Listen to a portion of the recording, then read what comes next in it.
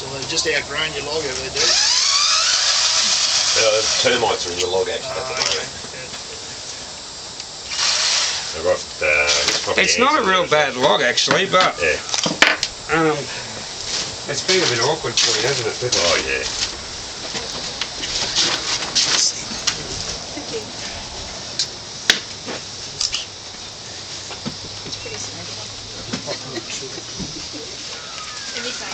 Can this be done any time of the day, Dean, or is... Yeah, you're best off doing it sort of before lunch, up till about lunchtime, because you want all the bees to be able to find their way back home at the end of the day, and sometimes it can take them a few hours. I've done them, but in saying that, I've done them at 4 o'clock in the afternoon. And you then, when you put it in the box, you just leave the box You put the box in the same place, yeah. Same. These haven't been let out yet, so wherever I put the queen, they're going to go there. Okay. And most of the time, when you do put a box, you'll have the queen in there, and you just leave it. You put it back in the same spot as the entry was in the log, And leave it for a week? and just leave it for a day or two. Yeah, to make sure all your bees come back, and then you just take it away. If you rescue one from a water meter box, you leave it there for a day, and you'll see, well, that night all the bees will come back. If there's any still left in the water meter box, you need to evict them the next day and try and get as much out of that as possible, otherwise the bees will come back to it. And then you seal that off, and then it'll all go into the box. Yeah, there's two. Not sure how thick they are either. No.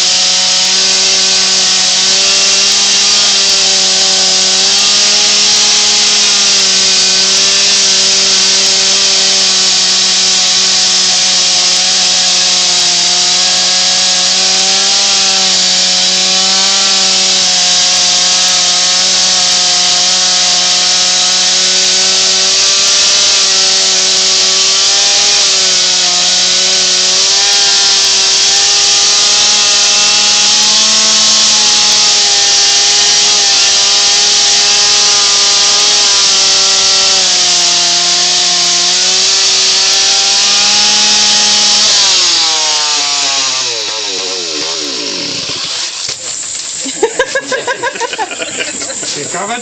Put your right foot in.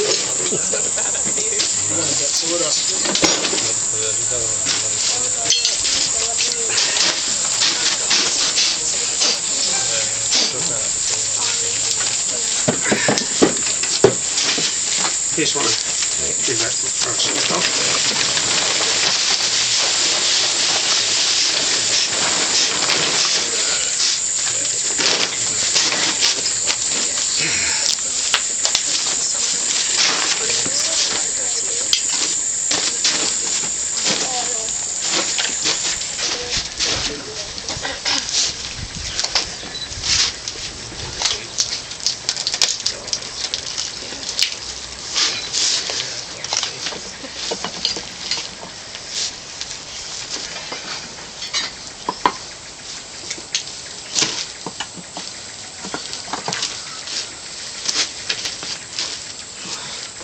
Didn't quite make it through there.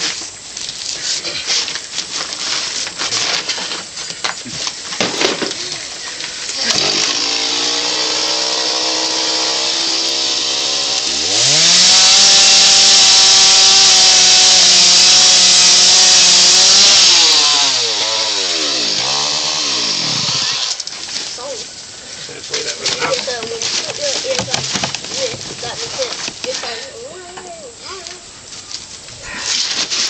Digging somewhere. Yep.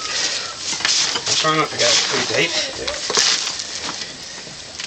There we go. That's the top bit.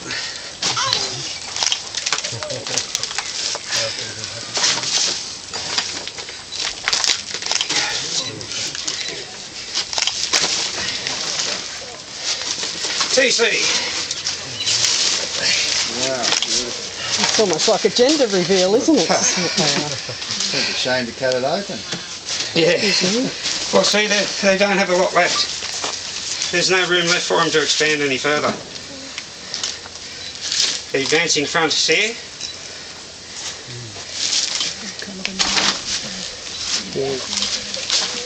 So this is your... You want to take the top off your induction one. Yeah.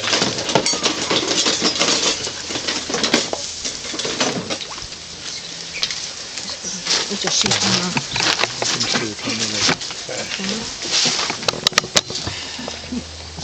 That cell there is a queen cell.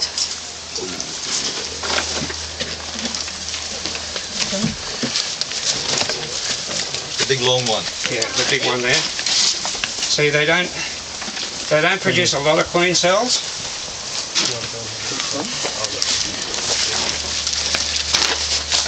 That big one there, that's a queen cell. See, it's much bigger than the rest. First bit's plenty, it's lovely. Sorry, first bit's Do they go through phases where they make more queen cells? Or? They do. You'll find some that have got many more queen cells than others. And it's usually when they're big enough to do a deduction. You'll see queen cells.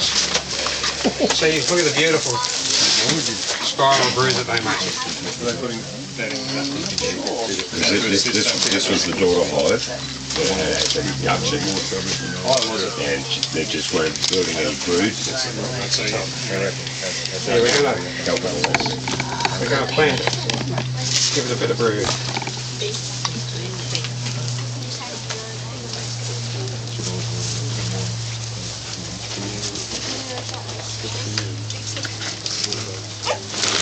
Yeah, that induction on the side if you did.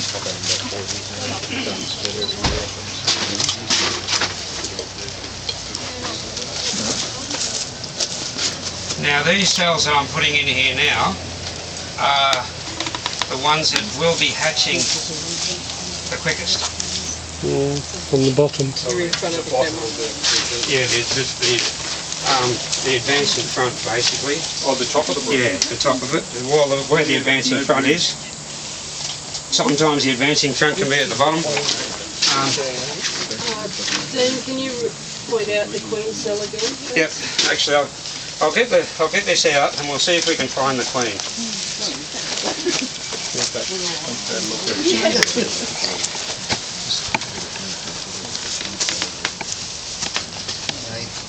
Only before, but now what's the same to me? No problem.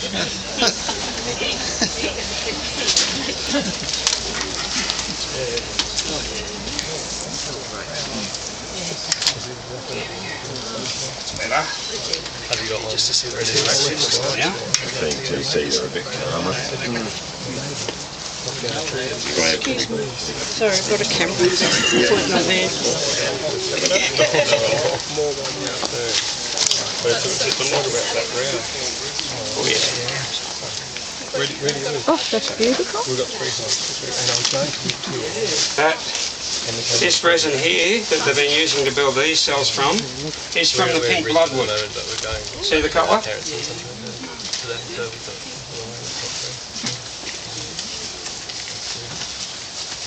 Wow. Can you point out a 20 something? Sorry.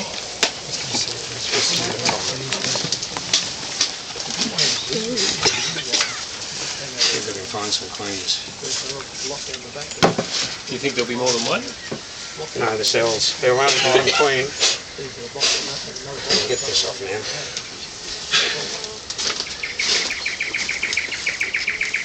Oh, I'll cut into it a bit there with the chainsaw.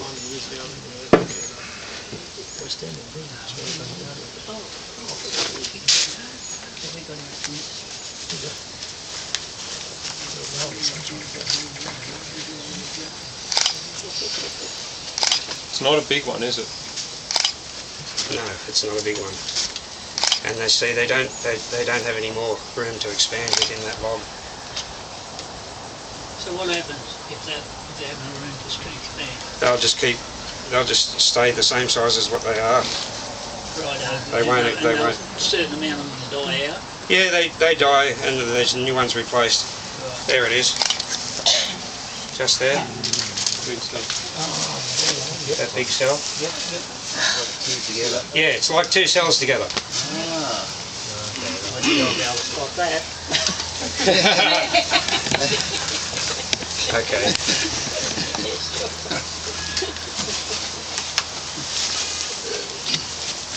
I'll get a couple of The queen's hiding in there somewhere. She'll be inside here. She's always with the brood. And whenever you disturb it, she'll always go down in the middle somewhere and hide. Sorry. That makes your job easier then, doesn't it? Yes. Yeah, you don't have to worry about disturbing her. Yeah, she'll be Killing tucked her. away. Yeah. Yes. We don't consider that. How come there's 2 different colours of brood? That's just the different resins that they use to build the brood with. Okay. Yeah. So what resins are available? What trees are in flower?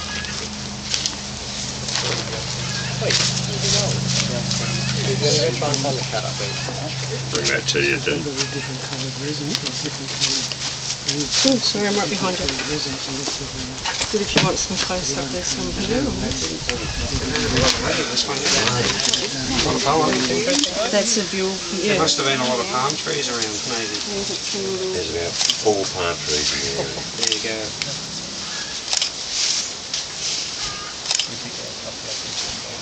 That's well grown in the palm fruit. There's honey down in this side, and this is all pollen up in this one.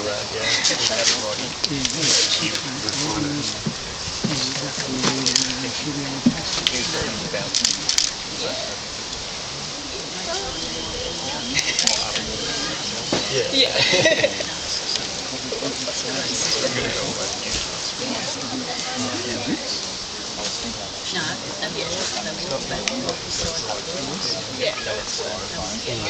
So the only transfer pollen there? Yes. Yeah. This time of the year, there's plenty of honey out there for them to, and see how they don't store a lot of honey. They've only just stored a bit in the bottom here. So, and it's mostly pollen. Because most of the time with the honey, they provision the cells straight up with what they've collected.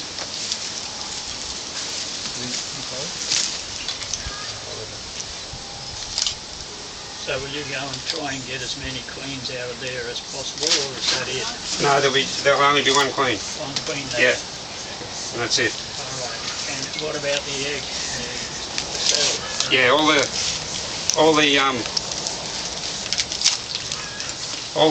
brood goes in. Are there any drones in there? You see any drones? Oh, they're so hard to tell the difference with them, because even they have.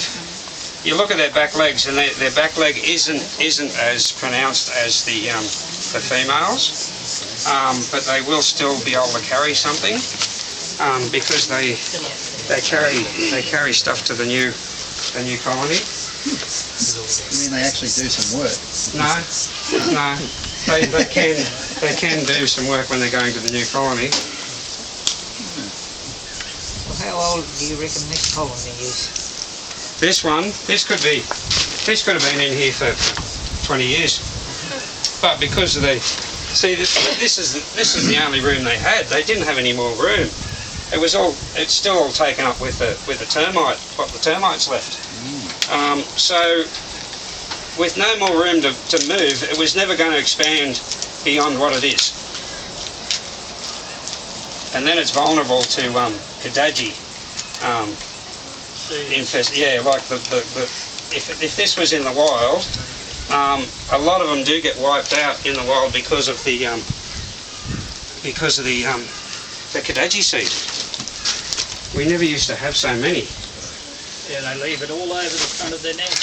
They do. See, Kadajis, originally Kadaji trees were in a little pocket in far north Queensland. And then, I don't know, about 60 years ago, I suppose, the council found them and thought, oh, they're a good, fast-growing tree, nice street tree. Yeah, shade tree, yeah. So they started propagating them and giving them away and planting them everywhere. And now they've realised they're as bad as the bloody cane toad. Yeah, they are. And they plant them in the So how does that harm a hive, Dean?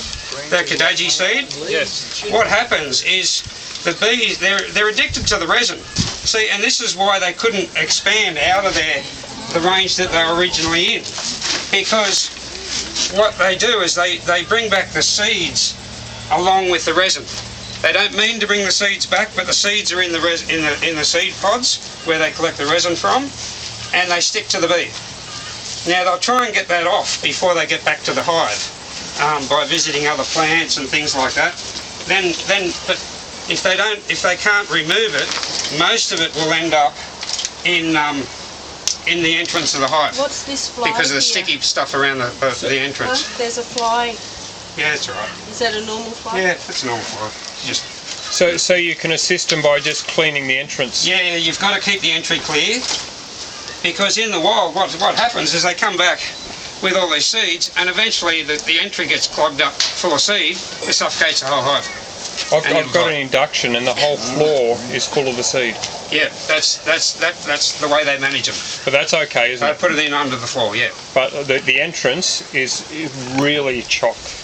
Yeah, I can show you a photo keep later. It clear. Yeah, all right. Yeah. So how do you I just dug out about half a kilo out of one of my hives. Yeah, I got about that.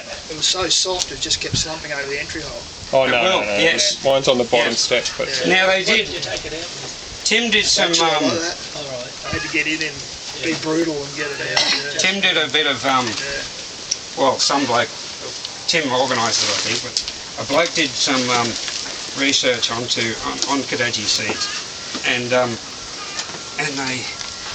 they heated a hive up artificially to see at what temperature the Kadaji would slump inside the hive.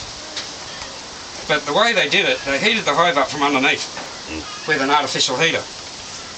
And that's not how a hive naturally warms. It'll warm up from the top with the sun or the outside going in. And that's where the Kadaji is. So what happens is, yeah, look at the termites there.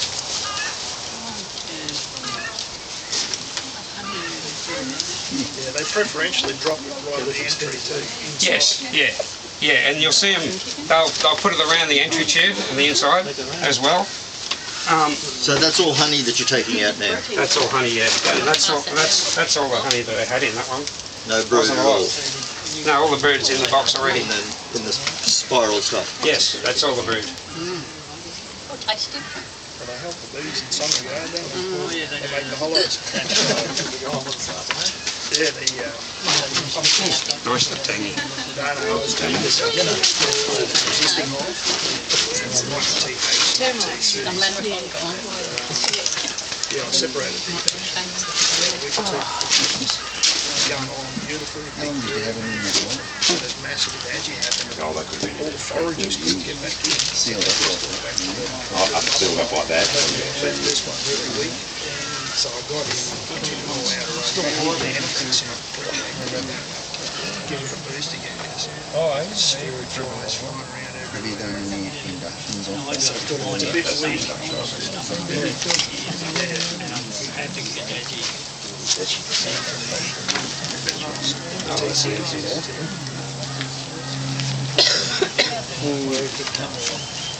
Usually have resin on the outside.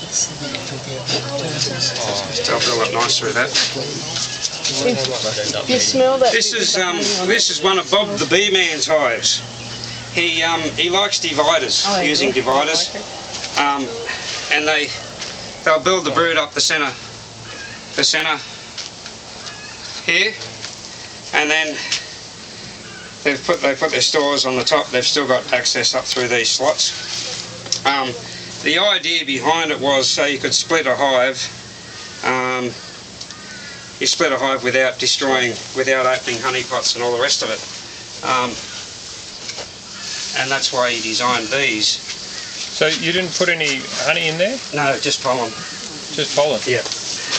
Yeah, just pollen pots only. Honey will attract your stiffoid flies and your thyroid flies like you wouldn't believe. There's enough around this time of year for them to forage for the nectar, for the honey that they need. It's only the pollen that we put in, and only very minimal, and try and use unbroken pots. Right.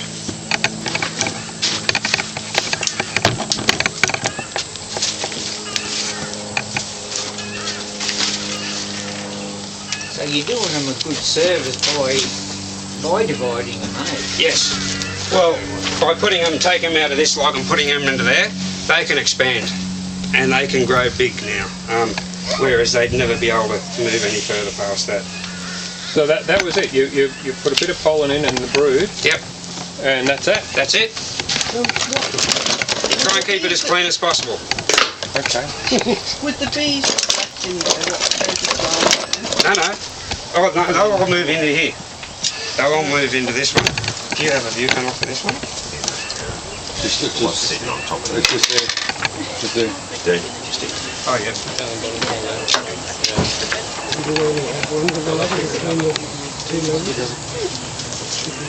Yeah, he's got a couple in there. No. No, there's enough workers in between the two of them to sustain these two. Whereas that other one that I took out of the box that's up there, that's connected, there wasn't the amount of workers that I expected to be in there. I'm not sure why. There could have been a fighting swarm not long before I took the water apart, which they lost a lot of workers. So that's why I connected the two of them together. the big black rolls over there, Des. I wonder where it is. Yeah. That's just really Like I said, my neighbour behind Yep. me said the next neighbour knocked over a tree last night. Yep. Yep. He said, we need you. Yep. So I'm not, Great. I don't know much, but I Yep. know. Yes. I know a little more now. Well, that's the idea. Yep. Now, if I've got, this is a huge log. Yes. So if you've got a massive brood or something, just being very positive here, Yep. would you split it into 2 or 3 hives? Yep. 2 at maximum. 2 maximum. Yes. 3 you always have one that fails if you put it in the 3. All right. Because there won't be enough workers to maintain 3 hives. And you can keep them next to each other? Yes, right next to each other. But I'll leave these... You can even put them one on top of the other. All right. And what happens is whichever one has the queen in will decline a little bit in numbers by the time a new queen hatches. see, and she's got to hatch, and then she's got to start laying. Then there's another 50 days for those eggs that she laid to hatch. Right. So it'll go into decline a little bit. So what you do is if you have them both together like that, and this one, the bottom one's got the queen, and a lot of workers going into and out of the back of the bottom one, and you don't see so much activity in the top one. About halfway through the day you swap them over. Now all the forages that have come out the bottom one will now go back into the top one because you've swapped it. Yeah. So you boost the numbers. I've done that with a few of mine. I got very unlucky. They're very I bought smart, 6 but still hives have very at small That's right, yeah, I remember. Yeah, it all's been split recently. That's and I right. came home You can to easily get one. mistake them for a fly or a gnat, a small fly, and a lot of people That's go, right. oh, what's that? Yep. Rather than, oh, it's a little bee. So you just do that swapping the wands? Or a wingman. Swapping over? Oh, it just depends on how many, on how they go. You could put it back, or you could leave it that way, and more workers will come out of the top hive and go back into the bottom hive. So you've just got to monitor the workers in both hives. Yeah, I know. Just try and keep it even. Certainly is. Yeah. But it is interesting how you can swap them and the strong bees go over the weak hive. That's it. Yep. I did that.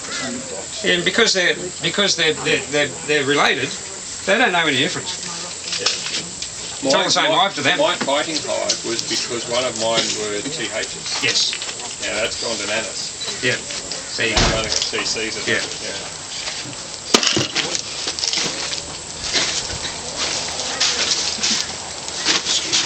That's all.